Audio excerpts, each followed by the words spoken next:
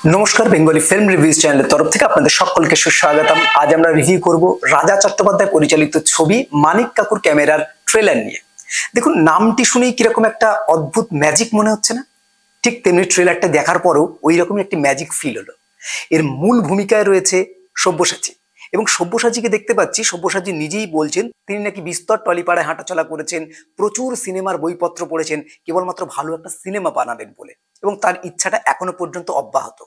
এরপর কি হচ্ছে, সে কি আদেও সিনেমাগুলো বানাতে পারছে, এটি কিন্তু ট্রেলারের মধ্যে ক্লিয়ার নয়। তবে যেভাবে ট্রেলারটি আসছে এবং ট্রেলারের পর পর যেভাবে গল্পগুলোকে দেখানো হচ্ছে, এটা মনে হচ্ছে যে তার তৈরি বিভিন্ন গল্প, তার মাথার বিভিন্ন কনসেপ্টগুলোই গল্প আকারে পুরো ছবিটি জুড়ে রয়েছে। ফলত এটা কিন্তু একটা বেশ মজার, মানে বিশেষ করে গল্প বলছে এবং তার সাথে সাথে নতুন নতুন একটা করে স্টোরি চলে আসছে, এটা বেশ ইন্টারেস্টিং লাগলো। ফলত ট্রেলারটাই যদি এতটা ইন্টারেস্টিং লাগে, ছবিটি নিশ্চয়ই আরো ভালো হতে চলেছে। সেটি ছবিটি দেখার পরই বলা যাবে। ছবিটির স্টোরি লাইনটা কিন্তু আমার বেশ ভালো লাগলো।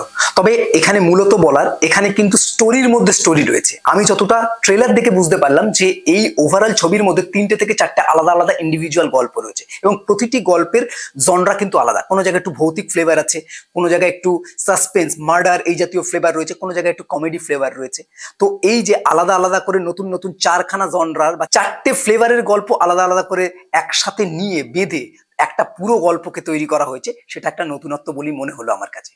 এরপর যদি স্ক্রিপ্টের কথা বলি, প্রত্যেকটা ইন্ডিভিজুয়াল স্ক্রিপ্ট কিন্তু আমার ভালো লাগলো। ইন্ডিভিজুয়াল স্ক্রিপ্ট এই কারণে বললাম, কারণ যেহেতু 3টে থেকে 4টে গল্প রয়েছে, স্টোরি লাইন রয়েছে আলাদা আলাদা করে, ট্রেলার দেখে আমি যতটা বুঝলাম, সেক্ষেত্রে প্রতিটা যে ফ্লেভারের গল্পগুলো যাচ্ছে তার সাথে যে ফ্লেভারের স্ক্রিপ্ট বা যে ফ্লেভারের কথাগুলো তাদের মুখে মানানসই হচ্ছে, সেই ধরনের স্ক্রিপ্টই কিন্তু করা হয়েছে বলে মনে হলো। ফলত প্রতিটা স্ক্রিপ্ট, প্রতিটা জায়গায় তাদের বলা প্রতিটি কথা বেশ ভালো লাগলো। এটাও কিন্তু একটা পজিটিভ দিক বলে মনে হচ্ছে আমার এই ট্রেলারের।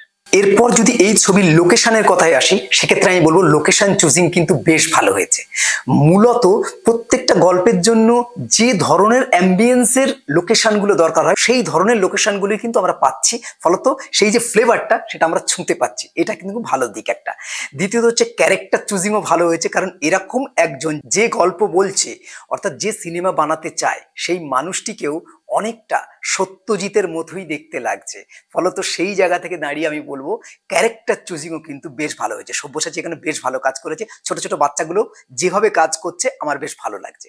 এবার যদি আমি কিছু টেকনিক্যাল পার্টের দিকে আসি, সেক্ষেত্রে বলতে গেলে দেখুন, আমি এই জায়গায় যেমন এডিটিং এবং কালার গ্রেডিং এই জায়গাটা ভালো হয়েছে, কিন্তু আমার মনে হয় এই জায়গাটা যদি আরেকটু ওয়ার্কআউট করা যেত, তাহলে ছবিটির মাত্রা কিন্তু অন্য মাত্রায় যেতেও পারত। আশা করি সেই মাত্রাতেই যাবে, কিন্তু ট্রেলারটাও তো ইন্ডিভিজুয়াল একটা ছবি, ফলে ট্রেলারটাতেও সেই জিনিসটা যদি একটু ধ্যানে রাখা যেত আরো ভালো হতো বলে আমার মনে হয়েছে। এরপর যদি চলে যাই ব্যাকগ্রাউন্ড মিউজিক কিন্তু আমার ভালো লেগেছে। ইন্ডিভিজুয়াল প্রত্যেকটা এইভাবে আলাদা আলাদা ব্যাকগ্রাউন্ড মিউজিক দেওয়া হয়নি, এখানে ওভারঅল সিনেমার জন্য একটা ব্যাকগ্রাউন্ড মিউজিক আমি দেখলাম। সেই ব্যাকগ্রাউন্ড মিউজিকটা কিন্তু আমার কিন্তু ভালো লাগলো, বেশ ইন্টারেস্টিং লাগলো।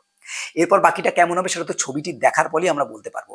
তবে ওভারঅল মেকিং ট্রেলারে যেভাবে দেখলাম, সেটা আমাকে ইমপ্রেস করলো, এবং আশা করি ছবিটি দেখার পর আমি আরো বেশি ইমপ্রেসড হব, এবং আপনারাও নিশ্চয়ই ইমপ্রেসড হবেন, এবং হওয়ার পর কেমন লাগলো অবশ্যই কমেন্ট করে জানাবেন। এই হলো ওভারঅল রিভিউ। এরকম নতুন নতুন রিভিউ যাতে বেঙ্গলি ফিল্ম রিভিউজ দেখতে থাকুন। আপনাদের গুরুত্বপূর্ণ মতামত আমাদের কমেন্ট বক্সে অবশ্যই জানাবেন।